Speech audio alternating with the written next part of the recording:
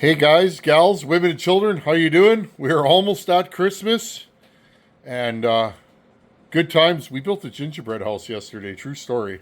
Uh, I like building me a gingerbread house. So does our daughter. She was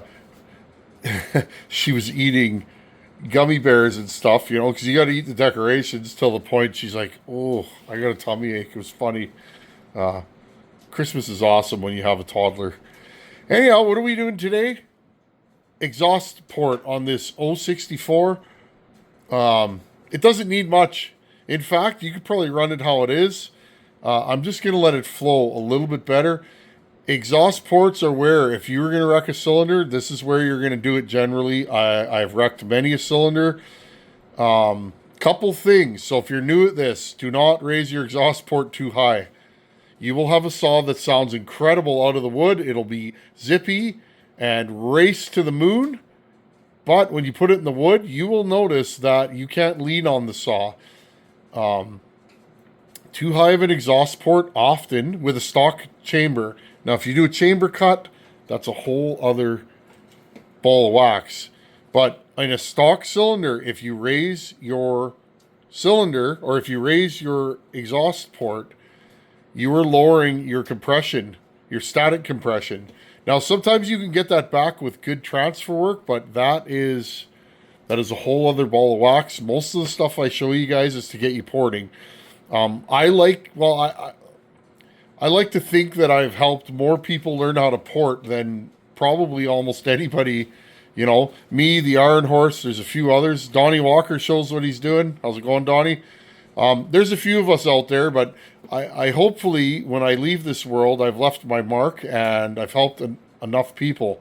So I like to show you the basics. Once you get going, you'll put two and two together and you'll start doing your own crazy projects. But for right now, or most of the time, I try and show you guys the simple things. So every degree you raise your exhaust, you're going to lose probably 5 to 10 psi static, depending on the saw, bore, stroke, compression ratio, stock, and your combustion chamber size. So again, if you want to run a higher exhaust port, you may want to put a pop-up in your piston. You may want to do a chamber cut. Some of the really fast saws you see, they have a chamber cut with a high exhaust roof. That's generally for racing applications. But again, every one thing you do has to go with everything else. So this saw has 100 exhaust roof. I like 100. On a good work saw, 100, 102, that's usually a good place to be. You do not need to raise it. I know you want to go in there and port, but honestly, less is more in a lot of these builds. The longer I've been doing this, the more I realize less is more. When you start going too far from the factory design, you start creating problems. You create problems and then you solve them. So in my opinion, less is more. Some of the fastest saws I've built have the least amount of changes to the stock timing. It's more just where you grind, not how much you grind. So what are we going to do with this saw? Well, I'll show you, but I have 100 exhaust roof. I am going to leave it at 100. So how am I going to port it? Well, I'm going to widen the exhaust ports just a little bit on each side. I have about a 250 thousandths overlap, meaning take your marker or a scribe, put your saw at top dead center, and scribe the sides of the exhaust port in your piston. Make a line in there. It doesn't matter. It won't hurt anything. And then measure. Try and keep your overlap, say, 100 thousandths. You don't want to go much farther than that. You could start having bleeding where your case compression goes past and into your exhaust port, etc., etc. Also, you want your piston supported as much as you can. That will create a saw that lasts a long time. What good is a work saw if you got to rebuild it every season because it's so angry that it just wears itself out? I don't like that idea, so I don't do that. Anyhow, let's go in here, look at the piston, and see how much overlap we have. Okay, I just put my stock piston in there. It measures the same as my highway. I went in there with a scratch awl or a scribe, and see those little lines there? See if we can get it to focus. Okay, that tells me the edge of my exhaust port. So now, when I pull this out,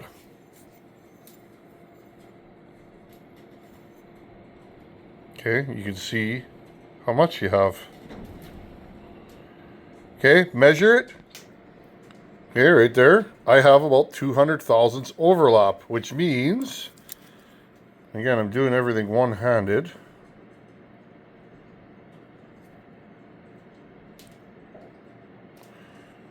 I can widen the exhaust about that far. That's 100 thousandths, okay? That's it. That's not very far, friends. So now what I'll do is, I'm going to go into here. I'm going to take a straight edge, and I'm going to make a line on each side, about 100 thousandths, and I'm going to grind to the line. Okay, like that. Now, notice I went a little too far on that side. I'm going to redo that line, okay? The nice thing is with this is that I can see we're not encroaching on our transfers. It's kind of my rule of thumb. I don't like the exhaust to be wider than the transfers. It's just something I do. I don't want any air leaking in between there. It shouldn't, but it could. Okay. Well, that one's probably good. I'm just going to keep in mind that this side, maybe don't go quite to the line. Okay, now the other thing we got to do here. Sorry, friends, I use LED lighting in here and it really throws off the camera. The other thing we got to do is have a look-see at the top of your exhaust port. Is it curved? Indeed, this one is. If it's fairly flat, you might only want to widen in the center. I don't want to square off this exhaust port too much. I would like a square port, but the problem is that my ring might catch in there. Okay, this factory chamfer, which I'm going to leave most of it, is based on the exhaust being this wide. If you widen your exhaust a bunch, you might catch a ring in there, which will blow your saw up. So be aware of that. Okay, it's all about shapes, but I'm going to widen this some, and I'm going to keep these corners really round, not as square as, say, our intake is. Okay, the first thing I always do, I want to break that plating on the edge. Okay, so I go in and just do a thin cut to get rid of the plating. I'm trying to get rid of chipping. Okay, if you're going to chip a transfer, upper transfers you'll often chip, but that's usually because your tooling gets stuck. I've done it. Exhaust you can chip very easily, so make sure you got a sharp tool. Okay. Lubricant, and just take your time. Make sure you're not dull. If you have a dull tool, you will chip. Okay, so I just went in and broke that corner. Okay, and there it is. I'm going to go about that far. Okay, now if you go, this thing has a beautiful exhaust port. Just going to hit these corners, and I'm going to polish the rest of it. Okay, there's a little, you can see down here, there's a little lip there. I'm going to go in and hit that, but that's it, friends. You don't need a ton. Then I'll go back in there with my sanding drum and polish this thing as shiny as I can get it. But there you go. Okay, notice how I kept it round. There's a nice arc at the top here to let the rings flow naturally into my new wider exhaust port. You just got to be careful. If it's too square, you will catch that ring no matter what you do. I might even catch this one. Now notice I left space there. That's for my chamfer. Okay, your chamfer will change your timing a bit. Just like if you raise your exhaust, I like to go like a degree too low, and then I finish my chamfer, because usually that chamfer is where the exhaust starts to flow. So just little tips and tricks that I've picked up over the years. Okay, now I'll do the other side. Okay, and there's the other side done. Notice they match. They're about the same distance to the line. Nice curve on it. I just don't want to stick a ring. This is a nice cylinder. Nice OEM cylinder. And I want this to last a long time for somebody. Because like I've said before, I'm going to give this saw away when I'm done. One of you out there will get this saw. Notice it goes smoothly all the way to the exhaust port. Okay. I am going to clean up, see that bottom corner there? That's a little jagged, so I'm going to go in there right now. I'll do that, and I'll show you guys. Okay, I went in there and smoothed that out a little bit. Right here. There you go.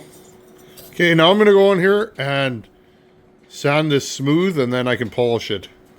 Okay, and here is our finished exhaust port. I didn't wipe it out yet, because really, no matter how much polishing I do, this is about as smooth as they look.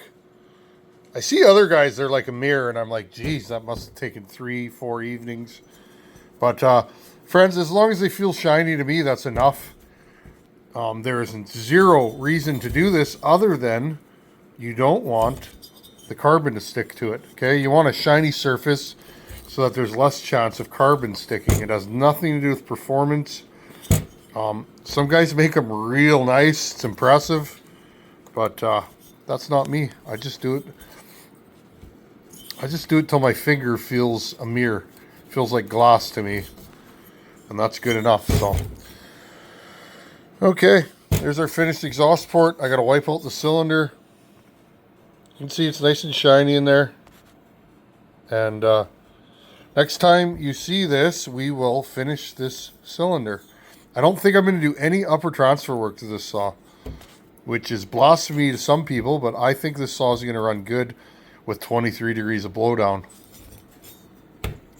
Reason why I'm not raising those uppers is I've added case capacity.